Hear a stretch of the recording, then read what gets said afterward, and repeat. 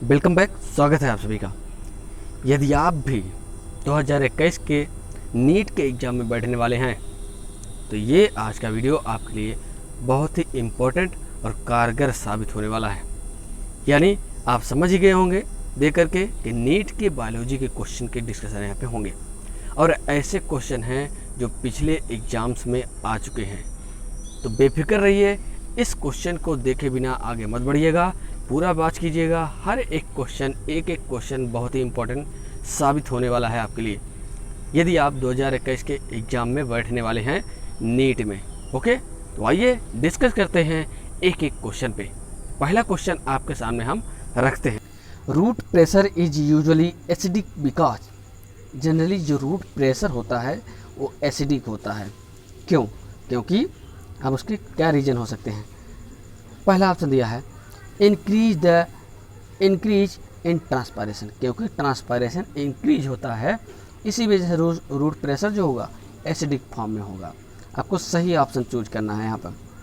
दूसरा दिया है एक्टिव एब्जॉर्प्शन की वजह से। तीसरा लो ऑस्मोटिक पोटेंशियल इन सॉइल, क्योंकि सॉइल में ऑस्मोटिक पोटेंशियल कैसा होगा? लो होगा।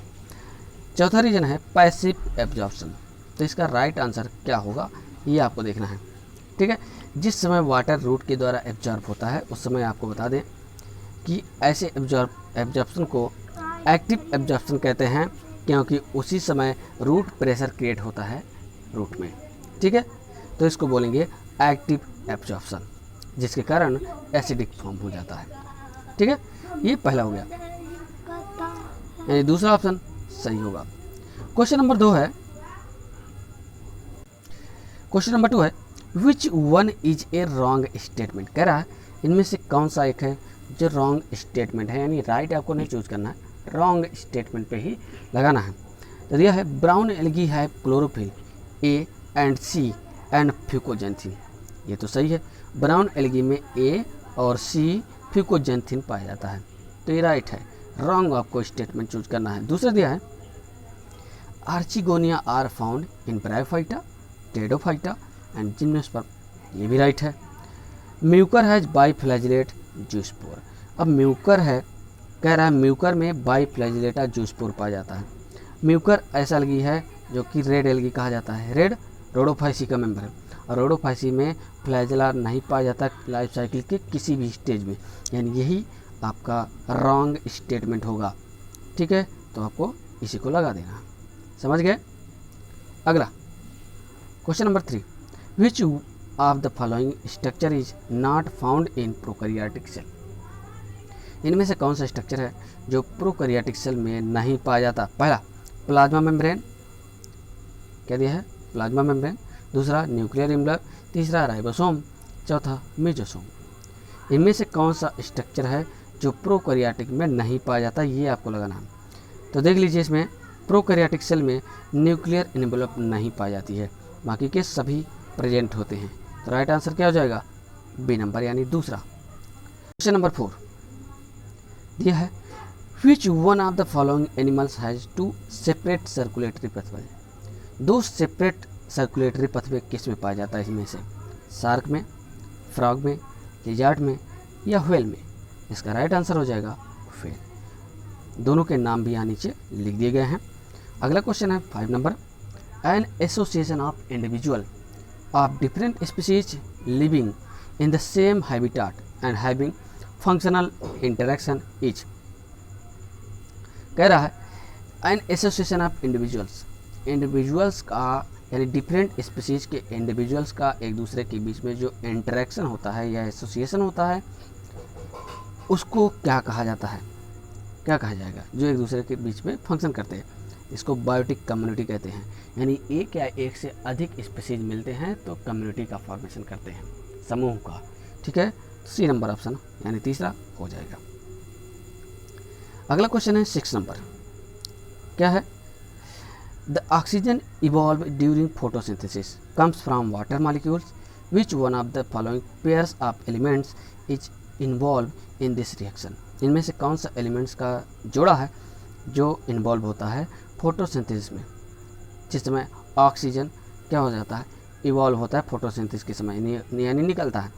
तो इसका राइट आंसर हो जाएगा मैग्नीशियम एंड क्लोरीन, गलत होगा। मैग्नीज एंड क्लोरीन, तीसरा दिया है मैग्नीज एंड पोटेशियम, चौथा दिया है मैग्नीशियम एंड मोलिब्डेनम। तो इसका राइट आंसर हो जाएगा बी नंबर, राइट आंसर हो जाएगा यानी मैग्नीज एंड क्लोरीन। अगला क्वेश्चन है, चैनल को सब्सक्राइब कर लेना, दोस्तों के पास जरूर शेयर कर देना, जिससे जो लोग भी नीट की तैयारी कर रहे हैं उनके पास भी ये क्वेश्चन पहुंच चुके, जो कि पुराना ओल्ड क्वेश्चन हम सॉल्व करवा रहे हैं। सेट बाय सेट कई वीडियोज आ जाएंगे, आप सारे क्वेश्चन आपको हम सॉल्व करवा के आपके सामने हम मौजूद करा देंगे, आप उसको लिख लीजिएगा। 7 नंबर है, axile placentation is present in, axile placentation किस में प्रेजेंट होता है? सेंट्रल से जो मिलेंगे, सभी प्लेसेंटा सेंटर में मिलते हैं तो उसको बोलेंगे एक्जिल प्लेसेंटेशन। अब देखिए किस में होता है, आर्जिमोन में, डायंथम में, डायंथस में, लेमन में, पी में।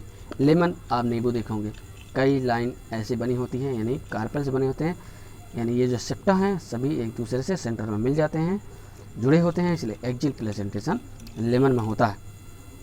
अगला है, in mammalian eye the fovea is the center of the visual field where more rods than cones are found। दूसरा, high density of cones occurs but has no rods। the optic nerve leaves the eye, only rods are present। इसका right answer हो जाएगा, ये भी गलत हो जाएगा, B number right answer हो जाएगा। High density of cones occurs पाया जाता है but has no rod, rods नहीं पाई जाती। ठीक है, अगला क्वेश्चन है, choose the wrong statement, wrong statement choose करना है। पहला दिया है yeast is unicellular and useful in fermentation, ये तो राइट है, रॉन्ग स्टेटमेंट चूज करना है। Penicillium is multicellular and produces antibiotic, ये भी राइट है।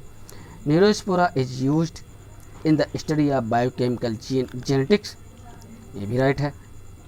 अब लास्ट वाला दे रहा है, morels and truffles are poisonous mushroom, यही रॉन्ग है क्योंकि ये पॉइजनस नहीं है।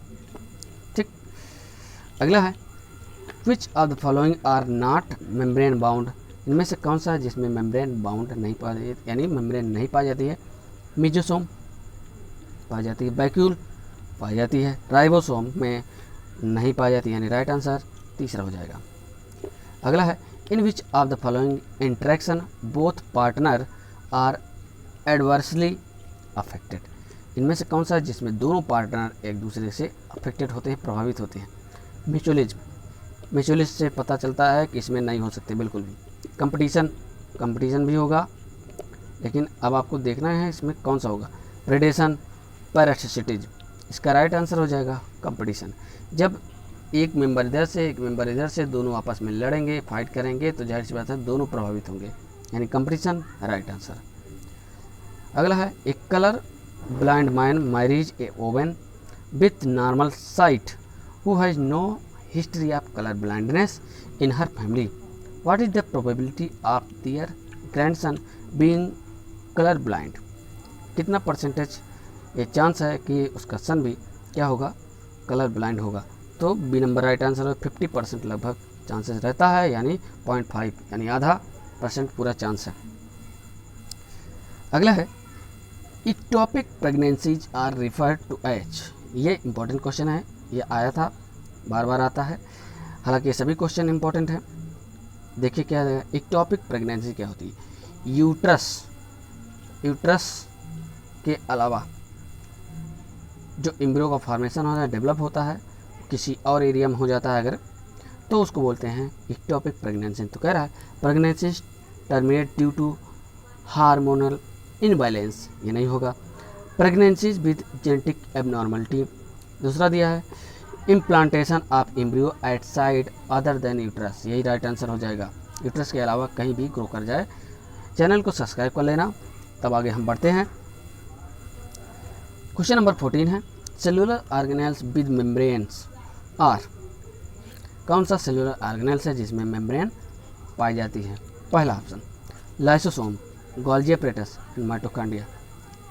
ठीक है, कह रहा है विद मेम्ब्रेन्स, मेम्ब्रेन पाई जाए, न्यूक्लियाई, राइबोसोम एंड माइटोकॉन्ड्रिया। कह रहा है न्यूक्लियाई या यानी nucleus, ribosomes and mitochondria, chromosome, ribosome and endoplasmic reticulum, endoplasmic reticulum, ribosome and nuclei. अब आपको बता दें कि lysosome, Golgi apparatus and mitochondria ये सभी मेम्ब्रेन बाउंडेड होते हैं। न्यूक्लियाई होता है, माइटोकॉन्ड्रिया होता है, लेकिन राइबोसोम नहीं होता, ये गलत हो जाएगा। Chromosome, ribosome and endoplasmic reticulum, ribosome नहीं होता, इसलिए ये भी गलत हो जाएगा। ठीक है, राइबोसोम अगर लिखा है जिसमें, वो सभी गलत, यानी तीनों गलत हैं। राइट आंसर सिर्फ पहला हो जाएगा, ए नंबर। क्वेश्चन नंबर 15 है cell wall is absent in, cell wall किस में एब्सेंट होती है? नास्टॉक में, दूसरा एस्परजिलस में, तीसरा फ्यूनेरिया, ये फंजाई है इसमें भी होती है, फ्यूनेरिया इसमें भी होगी, नास्टॉक इसमें भी होगी, एल्गी है, माइकोप्लाज्मा में सेल वॉल एब्सेंट होती है। 4th नंबर राइट आंसर हो जाएगा। अगला है the term linkage was coined bye, term किसने दिया था? W सट्टन, TH Morgan, T बोबेरी, G Mendel. तो ये इसमें जो TH मॉर्गन है काफ़ी फेमस नाम है, सबको पता भी होगा ज़्यादातर लोगों को। लिंकेज टर्म सबसे पहले TH मॉर्गन ने दिया था। विच of the following biomolecules does have a phosphodiester bond, इनमें से कौन सा मॉलिक्यूल है जिसमें फास्फोडाइस्टर बॉन्ड पाया जाता है? पहला दिया है nucleic acid and nucleotide, fatty acid and diglyceride, monosaccharides in A polysaccharides, amino acid in A polypeptide. तो न्यूक्लिक एसिड की बात करें हम, न्यूक्लियोटाइड से मिलकर बना होता है, और न्यूक्लियोटाइड जो होता है nitrogen base pentose sugar and किससे मिलकर बना होता है? फास्फोरिक एसिड से। और बनता कहाँ पर है ये आपको बता दें, फास्फोडाइस्टर बॉन्ड। तो आपको बता दें ये पेंटोस शुगर होगा, पेंटोस शुगर, ये है पेंटोस शुगर, और इससे फास्फोरिक एसिड जुड़ा होता है, और इसी बॉन्ड को बोलते हैं फास्फोडाइस्टर बॉन्ड। ओके, यानी ए नंबर ऑप्शन सही हो जाएगा। अगला है the primary dentition in human differs from permanent dentition in not having one of the following types of teeth. कोई एक टीथ है जो स्टार्टिंग में, इनिशियल में, यानी कह रहे हैं प्राइमरी डेंटिशन में ह्यूमन में नहीं प्रेजेंट होता। ठीक है, तो ये आपको बताना है कौन सा नहीं प्रेजेंट होता है। इंसीजर प्रेजेंट होता है, कैनाइन, यानी सीधा सीधा आप कह दें बच्चों में इनमें से कौन सा टीथ है जो नहीं प्रेजेंट होता है शुरुआत में? Premolars, molars. ठीक है, अब आपको डेंटिशन का जो फार्मूला होता है वो बता दें, 21-23/21-23। ठीक है, इंसीजर, कैनाइन, प्रीमोलर और मोलर। ठीक, अब ये सबसे पहले बच्चों में निकलता है, फिर उसके बाद ये निकलता है, ये सबसे बाद में निकलता है, उसके बाद ये निकल जाता है, ये काफ़ी टाइम लगता है निकलने में, यानी बच्चों में यही जो है एब्सेंट होता है। ठीक है, प्रीमोलर्स। ठीक, तो राइट आंसर हो जाएगा तीसरा। अगला है 19 नंबर, ये protoplast is a cell, protoplast is a cell without division, without plasma membrane, without nucleus, undergoing division. यानी कह रहा है प्रोटोप्लास्ट आप कब कह सकते हैं? विदाउट डिवीजन, जब डिवीजन नहीं हुआ होगा तो सेल वॉल के अंदर का जितना भी पार्ट होता है वो सभी प्रोटोप्लास्ट कहलाता है। ओके, अगला, in which group of organism the cell wall form two thin overlapping cells which fit together, slime moulds, chrysophytes, euglenoids, dinoflagellates. इसका राइट आंसर हो जाएगा क्राइसोफाइट्स। क्राइसोफाइट्स में, ठीक है, ओवरलैपिंग करके सेल्स होती हैं ऐसे, और ये। ओके, इस तरीके से 20 क्वेश्चन यहीं पे समाप्त होता है। इसके बाद दूसरा set number old question paper का 20 क्वेश्चन का जल्दी आपके सामने मिल जाएगा।